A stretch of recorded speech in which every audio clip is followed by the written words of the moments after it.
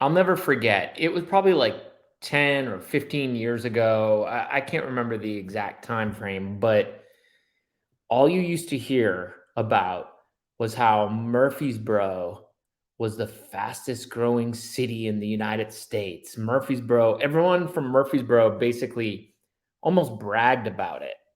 You would hear their mayor or their officials talk about how it's the fastest growing city, and like that was such an accomplishment. And I'm not going to lie, I thought it was really cool at the time as well. I used to mention it to people. Oh, well, Murfreesboro, it's the fastest growing city. I mean, that's amazing. That's great. And I think we all like to say that now about places maybe where we live, but deep down, that's not what we want, right?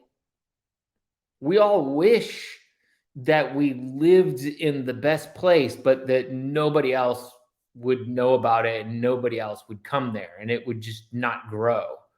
But it's just, it's not what happens. People hear about these places and they hear they're really good places to live. And the next thing you know, the population is doubled in just a small amount of time. It's just funny how that works. I think I read an article recently and it was saying how a lot of mayors will use population growth as like a way to, I don't know, tout themselves as a good mayor. Like, the population has grown X percent since I've been in office, and that means I'm doing the right things to attract people. But in reality, what happens a lot of time is they don't do the right things to ensure that people's quality of life increases while this population is increasing. And a lot of times that has to do with just infrastructure, and just handling traffic and the amount of people that are coming to an area. So that leads me, and I want to share an article with you guys. Let me see if I can do this right here. That leads me to this article right here. This article came out on June 1st, and this is the Williamson source, which it's a local newspaper news source here in Williamson County. And as you can see, the headline here, Census Bureau reports Spring Hill is one of the fastest growing cities in the US. Yeah, woohoo, right? I don't know. Let me scroll down here. So basically, this growth period is from July of 2020 to July of 2021. And basically, Spring Hill came in as the 10th fastest growing city with a population over 50,000 people. And they basically grew 5.4% in that time frame. So let me look down here. Here we go. Here's the list.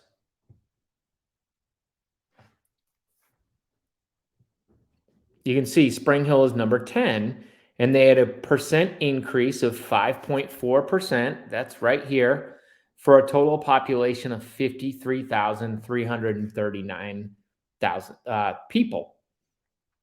What's interesting is when you go back and look at like 2010, the population of Spring Hill was like 29,000 people. So it's grown from 2010 till today, which it's 2022 now. So the numbers are like 54,500 or something like that. That's how many more people have come to Spring Hill. And I think what you'll find is funny is if you ask anybody about Spring Hill, they think it's a great city, but they all agree that the city was not prepared for this growth, that they don't have the infrastructure, and that traffic is just horrible. And they're really mainly talking about Main Street or Highway 31, which goes right through the middle of Spring Hill. it's just a 2-lane road, so 1 lane going each way, and there are stoplights everywhere. There are shopping centers on every side, and it just is like takes forever to get through Spring Hill on 31. It is like always this traffic jam. So Spring Hill just, I mean, yeah, that's fine if the officials want to use that as a bragging point. That's fine, but most people that live there and most people around the area will tell you that the traffic and the infrastructure is just not there to support all these people. They just keep approving neighborhoods and apartment complexes just everywhere, but yet we're not seeing a lot done to the roads. They do have a new interstate exit that's opening up in 2023, hopefully. It's going to be called June Lake, and that's going to basically dump a bunch of traffic onto Buckner.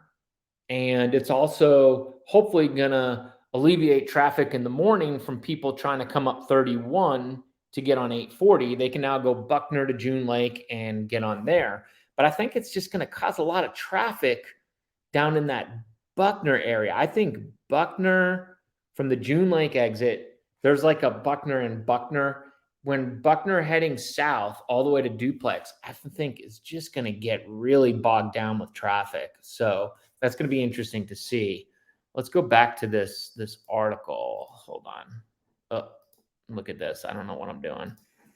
So you see that they're number 10. Number 1 was actually a city in Texas called Georgetown City. I've never heard of it.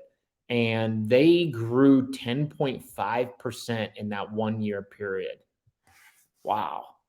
I bet those residents are flipping out. I need to look into that. If anyone knows anything about Georgetown City, comment below. I'm kind of curious about it. So, scrolling down,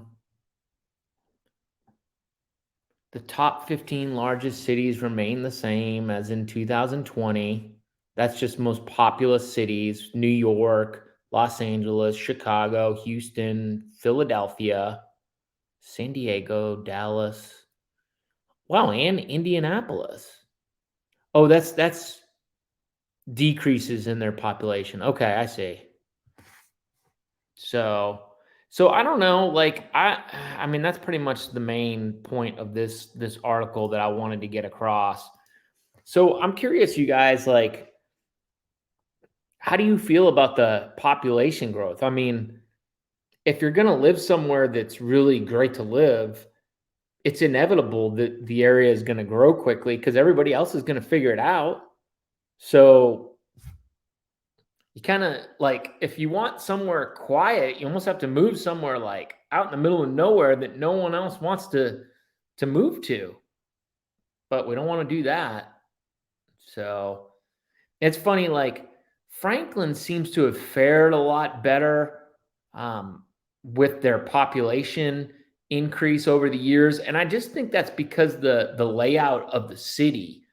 There's a lot more roads to get in and out of places and into downtown versus Spring Hill basically has one road to get in and through Spring Hill. So that really changes things in it. And so that also kind of brings up the question, is it really the officials' fault? I mean, what more? The only thing they could do really, I think, is just widen 31. And that doesn't look like it'd be an easy task.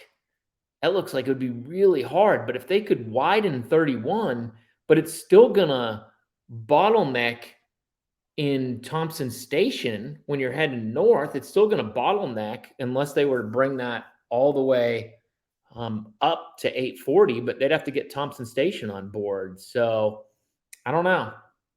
Anyways, guys, I'm curious. What do you think? Is Spring Hill growing too fast? Maybe you're not from Spring Hill. What's happening in your city? Is your city growing too fast? What do you think about growth? Let me know in the comments below. Thanks for watching, guys. See you next time. Bye.